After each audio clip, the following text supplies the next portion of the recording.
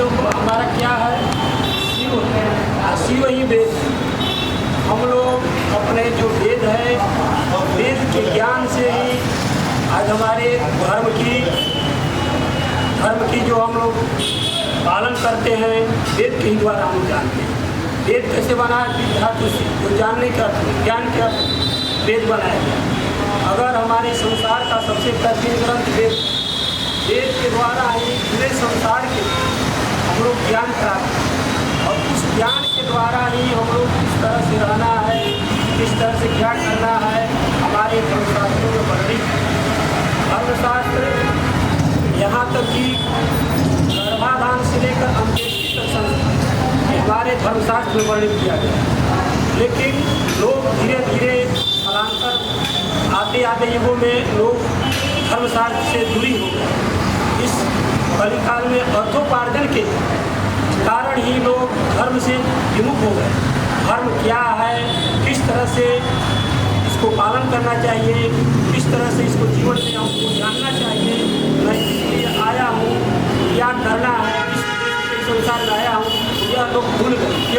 क्योंकि परमार्थ वर्ष अपने स्वार्थ वर्ष संसार की किस तरह से प्रोत्साहन करना है, क्या नहीं करना है, ये सभी लोग भूल गए। कहा गया है व्यासस्य वचनम द्वयम अहिंसा परमो धर्म, सेवा परमो धर्म। आज इस जगत में वर्तमान समय में लोग कहते हैं अहिंसा सबसे अधिक बढ़ गई है।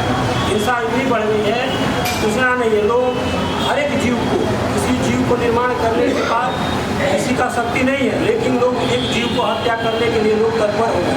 लोग उसको अपने भोज्य पदार्थ में उपयोग करते हैं।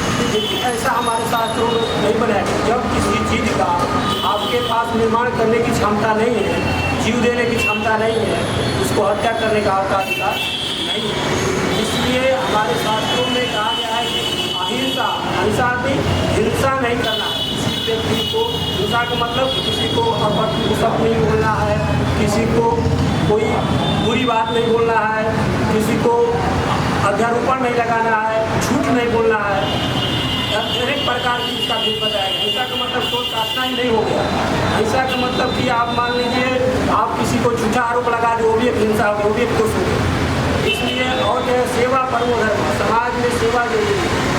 अनेक प्रकार के हमारे यहाँ गरीब हैं, मुखिया हैं, लेकिन उसके लोग कोई समाज में उसको समझने वाला नहीं है। मनुष्य को भगवान ने अनेक प्रकार धर्म, अर्थ, काम, मोक्ष चारों, जिसके पास आज के वर्तमान समय में धर्म अर्थ हुआ, लेकिन अर्थ कैसे सदुपयोग करना है लोग को मालूम नहीं। कहा गया है कि धन का तीन गति बनाए, दान भोग नाश, तीसरो गति भवन की वित्तस्य यो न दाति भुक्त तृतीया गति भवन। दान, अगर धन आपके पास है तो आप उसको दान कीजिए। धन आपके पास है तो किसी को आप भोजन कराइए, उसको भोग कराइए, खिलाइए, अन्यथा ये तृतीया गति भवन नाश हो जाता है। इसलिए हमारे संसार में हर एक व्यक्ति जिसके पास भगवान ने कई जन्मों का पूर्व संस्कार जो करता है, उसको व्यक्ति के पास धन प्राप्ति। तो धन प्राप्ति हुआ तो उसके लिए आप यज्ञ कीजिए, अनुष्ठान कीजिए, और यज्ञ से आपको क्या होता है, यज्ञात पर्जन्य भवति। यज्ञ से आपको क्या होता है, आपको मनुष्य उत्पन्न होता है, और पर्जन्य भवति, और अन्नाद भवति, फिर उसके बाद अन्न उत्पन्न होता है। तो हम यज्ञ करते हैं जिस पर धूम होता है, और धूम से क्या होता है, हमारे अन्न उत्पन्न होता है, जब वर्षा होती है। उसके द्वारा ही हम लोग क्या है, जीवन यापन करते हैं। जो हमारे भी वर्तमान समय में हमारे नवयुवक क्या इसे विमुख हो गए कि क्या जीवन में किस तरह से सम्मान करना चाहिए, किस तरह सम्मान नहीं करना चाहिए, हमारा जीवन किस लिए है, ये मतलब नहीं है। जो आधुनिक शिक्षा लोग बनाकर आदमी धीरे धीरे क्या है, विमुख हो रहा है। हम ये नहीं कहते हैं कि आधुनिक शिक्षा मत पढ़िए, लेकिन हमारे जो वर्तमान मूल चीज़ है उसको भूलना नहीं है।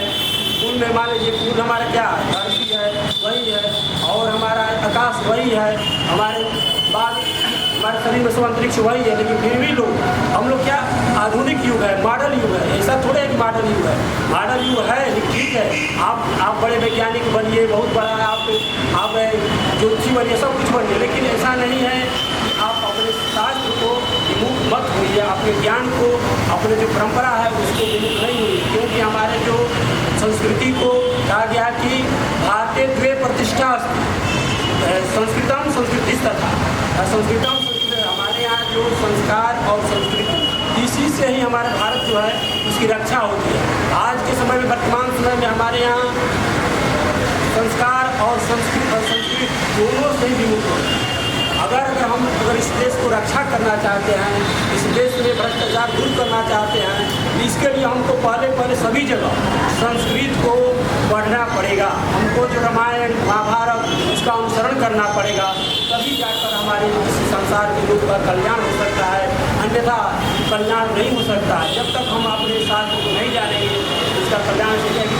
ये भी बताया गया है धर्म, हम धर्म भाई किस लिए करते हैं, धर्म है क्या है? कहा गया कि द्विधारणे इत्यस्व धातु मन प्रत्यय कितने शब्द निष्पत्ति भवे। कहा जाए कि द्विधारणे, द्वि धातु से उत्पन्न हुआ, द्विधारणे मन प्रत्यय से कितने शब्द निष्पत्ति भवे, उसका क्या उत्पत्ति हुआ है। तो इसका मतलब ये हुआ कि जो द्वि मतलब क्या है, धारण करने में अगर हम जो धारण करते हैं, जिसको जानते हैं माने, वही धर्म है। धर्म का मतलब केवल धूप दीप दिखाना ये नहीं है। ये नहीं कि एक तो धूप दीप दिखाए जिससे हमारा संस्कार धर्म का रक्षा हुआ, ऐसा नहीं। धर्म ये भी कहता है किस तरह से हमें माता पिताओं को बात करना है, किस तरह से रहना है, आज के समय में किसको सम्मान देना है, किस तरह उसको नहीं करना है। ये सब हमारे क्या है, हमारे संस्कृति में बताया गया है। और जो हमारे 16 संस्कार है, इससे लोग धीरे धीरे विमुख होते जा रहे हैं। क्योंकि हमारे धर्मशास्त्र में ऐसा जीवन आपको जन्म से लेकर मरण तक, यानी सुबह से लेकर आपको शयन तक के लिए बात बताया गया है हमारे धर्मशास्त्र में। इसलिए हम लोग क्या है कि इसमें से कि क्या है कि लोग को पूजा पाठ ऐसा नहीं है कि केवल पूजा पाठ के लिए जब करने के लिए हमारा शास्त्र बनाया गया है। आपको किस तरह से जीवन जीना है, जीवन का मूल्य क्या है, उसको भी समझाने के लिए और रहने के लिए किस तरह से हमारे माता पिता के साथ रहना है, किस तरह से हमारे बहनों के साथ व्यवहार करना है, ये हमारी संस्कृति सिखाती है। और कोई अन्यथा ग्रंथ हमारे यहाँ भारत देश में नहीं सिखा सकता है। ये संस्कृति क्या है, हमारे कहाँ से मिलता है, हमारे वेद से मिलता है। वेद क्या है, हमारे सबसे प्राचीन ग्रंथ है। इसके अलावा कोई वेद क्या अपोविष्य है, इसका किसने कोई बनाया नहीं, ये निर्माण किया, ये स्वयं का क्या प्रकट हुआ। ये इतने में बोलकर अपने वाणी को मैं